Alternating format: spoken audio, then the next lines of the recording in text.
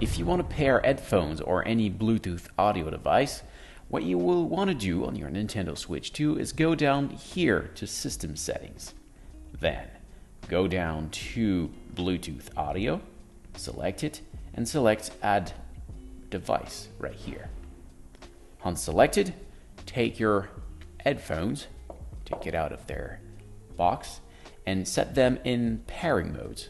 For example, with this one, I need to hold both, just like that, and once it will fall into pairing mode, you should see it right here. Then, only thing you have to do is to select it, wait for a few seconds, and they will be paired together. Very shortly. There we go. There it is connected. By the way, there is some limitation that you can read right over here. And once they are connected, if you put them back in the box or turn them off, they will automatically disconnect.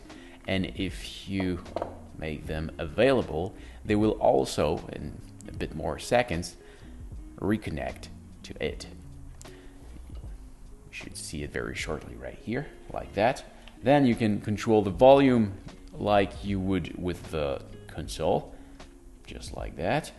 And if you are into a game and want to disconnect it, you can press and hold the home button over here and go down to the Bluetooth audio and simply disconnect it. So, I hope this was helpful.